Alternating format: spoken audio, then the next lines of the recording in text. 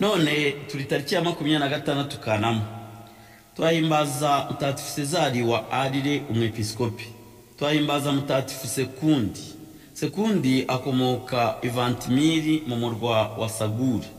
Yari umwe mu basirikare b'umutwe w'abasirikare ba Tebi bapfira Imana bose umunsi umwe. Twahimbaza Mutagatifu Zefirini papa wa Imana. Ni kuri Mutagatifu Cezari wa Arire na Zefirini tugiye kuganiraho. Muri kumwe na Padiri Valens Twagiramungu.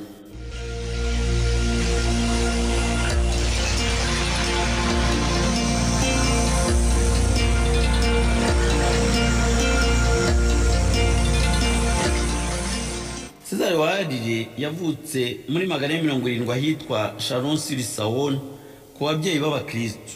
Yabanje kuba umumanayiki kuva afite imyaka 20. Nyuma yaje guhabwa ubusaseridoti muri 1999 aho umwepiskopi wa Arire yitabiye Imana aramusimbura ariko komeza kwibera muri monasteri. Papa yamugize arikiepiskopi. Muri 506 ayobora inama nkuru ya Kiliziya ya AGD. Bavuga ko yayoboye n'izindi konsili nyinshi agatanga imirongo nyayo ituma Yezu Kristo arushaho kumenyekana na Kiliziya ikabona icyo igomba gukora. Yitabye Imana ku ya 27 Kanama umwaka wa 542 amaze imyaka 40 ku ntebe y'ubwepiskopi.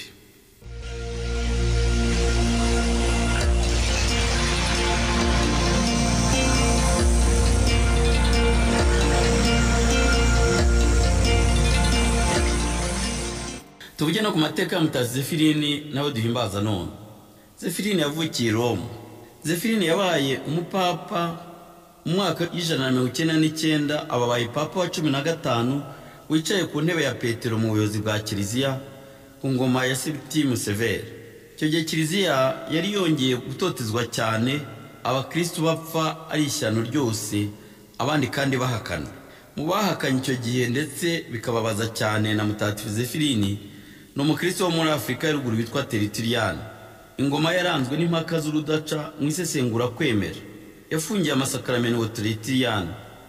Yari umuhanga utavugwa, utangaje mu bitabo bitagatifu, hanyuma agwa mu nyigisho z'abirasi bakabya ibintu, nuko papa aramuca. Ndavuga uwo Tertullian. Zefirini niwe wabujije kujya batanga ubusaseridoti batabanje kuranga umuntu ngo umuzi ikintu abivuge. Abuza no kubutanga hatari Abakristo kandi babibera abagabo. Ni nawe ategetse kandi ko umwepiskopi yavuga misa agomba guherezwa n'umusaseridoti. Ategeka nuko iyo batanga Eucharistia hagira ufata ka gasahani kagwaho ubutuvungukira twa hostiye. Yategetse ko abana bajya bahabwa Eucharistia ya mbere bafite imyaka 14 kandi kuri Pasika.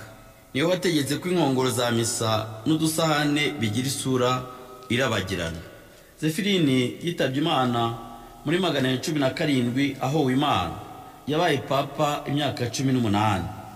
Amaze guhorwa Imana yasimbuwe na Papa Karisiti wa mbere. Ndangije nifuriza umunsi mwiza abahimbaza abatagatifu Cezari wa Arire, Sekundi na Zefirini. Amashiti z'Imana kandi bana babikira Mariya mugira umunsi mwiza. Tuhoze kandi twiyegurire umutima utaginenge wa Bikira Mariya twimbaza by'umwariko muri uku kwezi. Padiri Valens Twagiramungu ubifuriza neza n'amahoro bikomoka ku Mana umubyeyi wacu. Umutima utaginenge wa Bikira Mariya udusabire. Mwamikazi wa Kibeho udusabire.